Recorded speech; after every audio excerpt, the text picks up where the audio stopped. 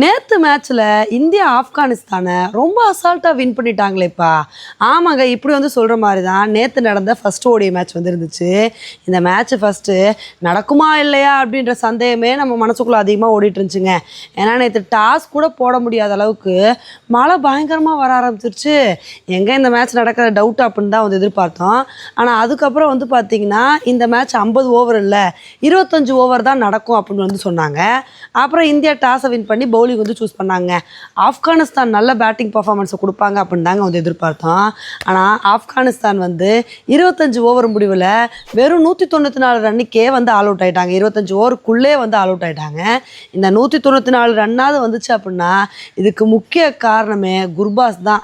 ஏன்னா அவர் ஒத்தாளாக நின்று மனுஷன் போராடி அதிரடியான ஒரு ஆட்டத்தை வெளிப்படுத்தி செஞ்சுரி அடித்து அசத்தினார்.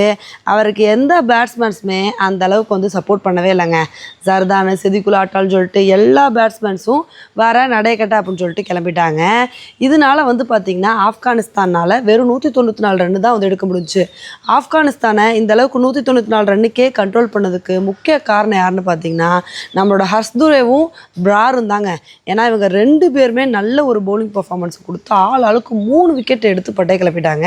இது மட்டும் இல்லாமல் ஹர்ஷ்தீப் சிங் இது மாதிரி பல பவுலர்ஸும் நல்ல பவுலிங் பர்ஃபார்மன்ஸை கொடுத்து கண்ட்ரோல் பண்ணனால தான் 194 ரன்னுக்கே ஆப்கானிஸ்தானை ஆல் அவுட் பண்ண முடிஞ்சு. இந்த ஒரு ஸ்கோரை பார்த்தோன்னா நமக்கு தெரிஞ்சு போச்சு இதை வந்து ஈஸியாக சேஸ் பண்ணிடுவோம்னு சொல்லி. அதுக்கு தகுந்தாப்பில் வந்து பார்த்திங்கன்னா ரோஹித் சர்மா சுப்மன் கில் நல்லா ஸ்டார்ட் பண்ணாங்க. இவங்களோட பார்ட்னர்ஷிப் கண்டினியூ நினைக்கும் போது ரோஹித் சர்மா ஒரு கட்டத்தில் ரன் அவுட் ஆகிட்டார். ஆனால் சுப்மன் கில் மட்டும் நின்று ஒரு சூப்பரான இன்னிங்ஸ் வந்து கொடுத்தாருங்க. அவர் கூட இசான் கிசான் கொஞ்சம் நேரம் வந்து சப்போர்ட் பண்ணார்.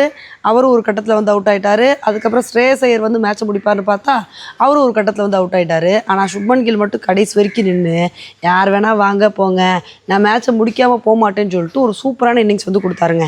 அவர் கூட கேஎல் ராகுலும் நானும் நல்லா சப்போர்ட் பண்ணுவேன்னு சொல்லிட்டு ஒரு அதிரடியான ஆட்டத்தை வந்து வெளிப்படுத்தினார். இதனால இந்தியா இந்த மேட்சை ரொம்ப கம்ஃபர்டபுளாக 23வது ஓவர்லேயே 7 விக்கெட் வித்தியாசத்தில் வின் பண்ணிட்டோம். இந்த அளவுக்கு நம்ம மேட்சை வின் பண்ணதுக்கு முக்கிய காரணம் என்ன அப்படின்னா நம்ம இந்தியா நல்ல ஒரு பவுலிங் பர்ஃபார்மன்ஸை கொடுத்து ஆப்கானிஸ்தானை 194 ரன்னுக்கே கண்ட்ரோல் பண்ணதான்.